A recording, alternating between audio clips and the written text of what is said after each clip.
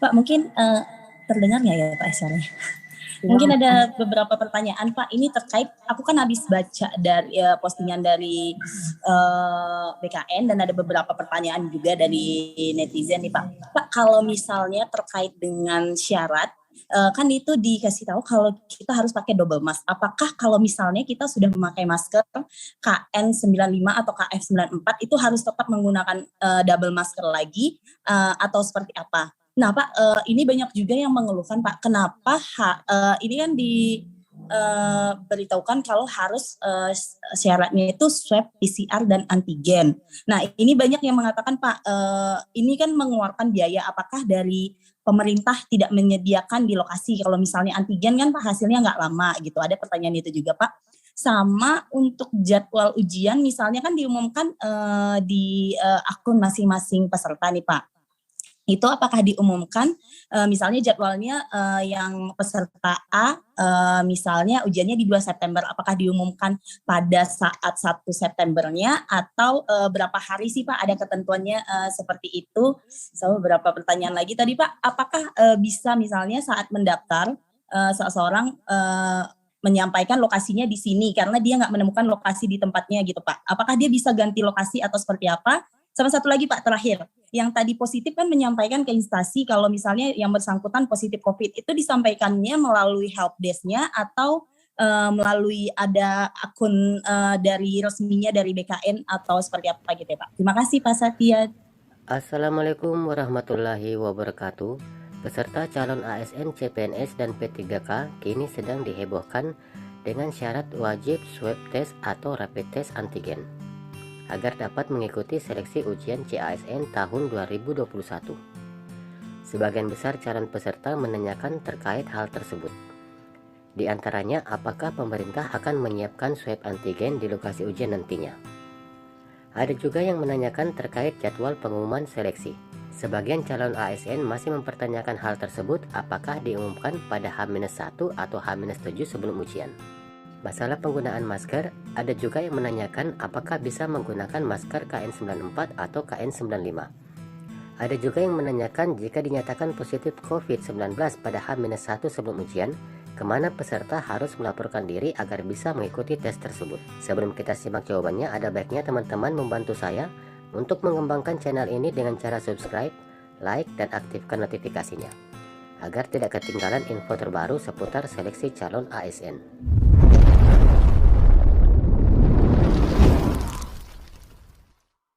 Pertanyaannya ini cukup banyak. Saya minta ini Pak, mohon Pak Harmen untuk bisa menjawab Pak. Ya, pertama terkait dengan double mask untuk masker N95. Mungkin saya perlu penggunaan masker ini kan pada dasarnya adalah untuk diri kita sendiri. Yang pertama adalah untuk melindungi diri kita sendiri. Jadi tadi saya sudah sampaikan rekomendasi teman-teman WHO itu adalah dengan varian Delta sekarang ini, varian COVID-19 yang varian Delta, tingkat penyebaran itu kan luar biasa cepat. Dan upaya kita menggunakan double mask itu adalah untuk melindungi diri kita sendiri sebetulnya. Agar kita aman, agar kita kemudian kita juga menyelamatkan orang lain. Jadi kalau kita ternyata positif COVID, apakah itu di jalan kita dapat misalnya dari perjalanan dari rumah menuju ke kantor, menuju ke titik lokasi ujian karena menaik kendaraan umum misalnya. Jadi upaya penggunaan masker ini sekarang ini kan sebetulnya memang ada kerisihan, jujur saja pasti ada kerisihan karena kita tidak biasa dengan menggunakan masker gitu. Tetapi pada dasarnya dalam situasi seperti sekarang, rasanya penggunaan masker untuk kepentingan diri sendiri itu bukan lagi sesuatu yang kemudian bisa kita tawar-tawar. Nah, apakah masker N95 itu menjamin atau tidak? Kalau menurut teman-teman di WHO, N95 itu banyak sekali sekarang masker palsunya, Mbak Lydia. Jadi yang mereka secara sembarangan bisa dicap N95 padahal kualitasnya bukan kualitas N95. Jadi ini yang kami tetap menghimbau yang bersangkutan tetap menggunakan double mask untuk memproteksi dirinya sendiri dan orang lain. Jadi kalau kita bisa memproteksi diri orang lain, diri kita sendiri dan diri orang lain, maka kita sudah beribadah untuk diri kita sendiri dan orang lain. Jadi ini yang perlu kita pahami bersama, bahwa penggunaan masker ini adalah semata-mata untuk kepentingan kami berusaha untuk melindungi peserta yang bersangkutan, dan tentu saja peserta yang lain dan panitia atau petugas-petugas kami yang berada di lapangan. Itu yang pertama. Jadi tetap harus menggunakan double mask, karena itu rekomendasi dari WHO. Kemudian untuk PCR atau antigen, apakah bisa disediakan di titik lokasi atau tidak? Saya tadi sebetulnya di dalam rapat koordinasi dengan seluruh kepala Biro SDM, Sekda, dan kepala BKD se-Indonesia tadi sudah menyampaikan, bisa nggak sih sebetulnya masing-masing di titik lokasi tadi menyediakan, atau panitia instansi daerah misalnya bekerja sama dengan lembaga-lembaga yang ditunjuk oleh pemerintah untuk menyediakan jasa layanan antigen misalnya.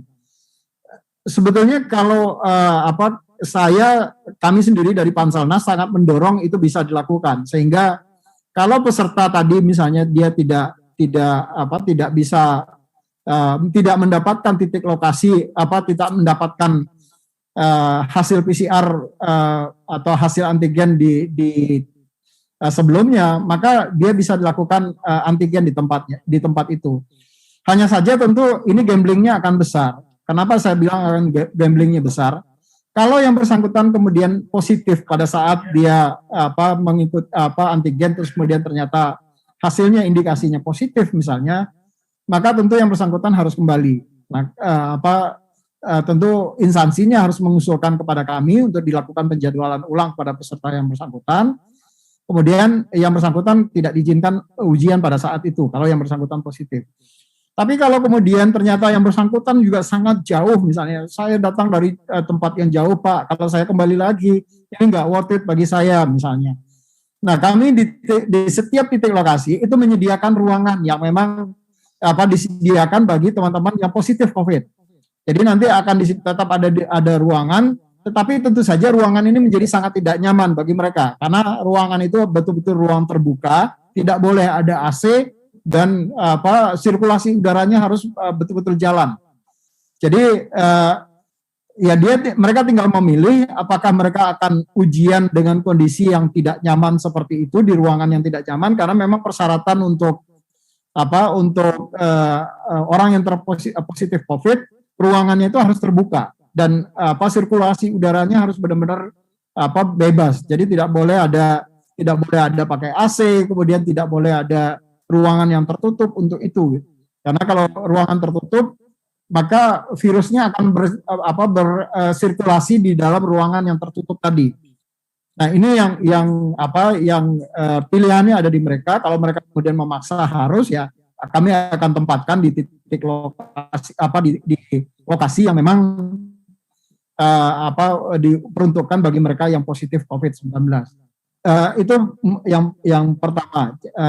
Nanti detailnya tentu kami akan koordinasi terus-menerus dengan teman-teman di instansi untuk bisa menyiapkan atau mereka bekerja sama dengan baik itu dengan gugus tugas setempat ataupun dengan penyedia jasa rapid test di wilayahnya.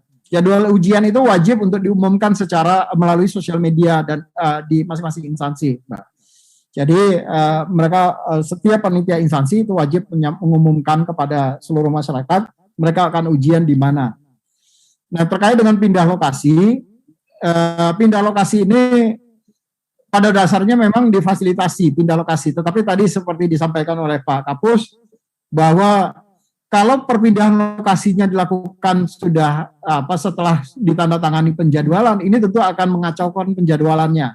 Karena tiba-tiba nanti misalnya saya ikut ujian di daerah A, tiba-tiba saya pindah ke daerah B misalnya, dan pindah ke daerah B-nya last minute.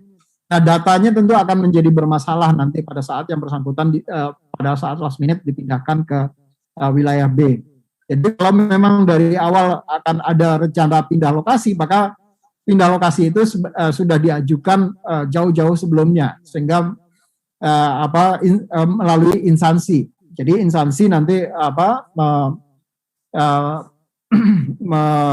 melaporkan kepada kami bahwa yang bersangkutan akan titik lokasi ujiannya akan pindah dari wilayah A ke wilayah B, sehingga nanti yang bersangkutan harus mencetak kartu ujian lagi.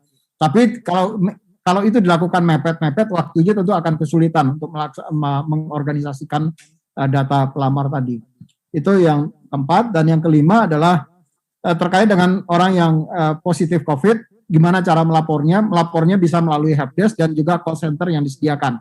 Nanti Pak Ridwan akan menyampaikan lebih detail. Baik, tentang informasi, kalau ada 2 case sebenarnya. Jadi sesuai dengan surat edaran Permen Peraturan BKN 2 2021 dan surat edaran Kepala BKN 7 2021, seandainya positifnya itu sebelum hari H pelaksanaan. Misalnya kembali lagi ya tanggal 2 gitu, saya cari tanggal lain deh. Tanggal 10 Kementerian Perindustrian misalnya tanggal 10 September di titik lokasi Surabaya, BKN Surabaya misalnya. Tetapi ternyata tanggal 5 hari sebelum hari H-nya ternyata positif dan harus isoman. Maka saat itu juga harus dipastikan bahwa mereka segera menghubungi instansinya. Di mana yang tertera di helpdesk BKN banyak. Ada yang memakai sistem email, ada yang memakai fax, ada banyak yang memakai WA, nomor call center hari kerja misalnya. Silakan, itu kan memang dimungkinkan sesuai dengan kapasitas instansinya. Tidak harus datang langsung. Jadi beforehand, sebelum hari hanya sudah pasti positif karena isoman, segera hubung mereka. Untuk kemudian mereka akan bersurat kepada BKN untuk ditentukan jadwalnya, dan kami akan mencari nanti secara teknis di mana waktu yang longgar di titik BKN terdekat. Kalau tadinya dia sudah di titik BKN itu, maka akan di sana lagi gitu. Tapi ada juga misalnya Kabupaten Trenggalek katakanlah ya, cuma 5 hari, tiba-tiba si yang bersangkutan itu negatifnya pada hari ke-7, nah sudah bubar di Trenggalek, maka harus mau tidak mau yang terdekat ke Surabaya. Nah, oleh karena itu, saya ingin teman-teman wartawan mengendorse di pemberitaan bahwa silakan katakanlah medsos instansi atau web instansi itu di bookmark saja oleh teman-teman. Kalau ada beberapa instansi yang sangat aktif, misalnya saya sebut Kementerian Luar Negeri, Kejaksaan Agung, Cirebon misalnya, itu medsosnya aktif sekali. Nah, silahkan berkomunikasi di situ. Even menurut saya kalau ternyata positif pun bisa mungkin disampaikan di sana, tetapi harus dipastikan bahwa adminnya mengetahui itu. Jadi itu kira-kira. Dan apabila ternyata apabila tadi ternyata sudah disebutkan oleh Pak Deputi case yang lain ya, kalau ternyata hari hanya kemudian positif, Pak Deputi sudah menjelaskan. So prinsipnya kami usahakan Panselnas, pansel instansi akan memfasilitasi, tapi mohon kami dibantu, help me to help you. Jadi kalau Anda peserta sudah jelas-jelas terkonfirmasi positif, silahkan. Kalau ada yang 2 hari sebelumnya silahkan. Tetapi mohon diingat, sekali lagi ini mohon dinotis, kalau mereka katakanlah hari ini hari apa?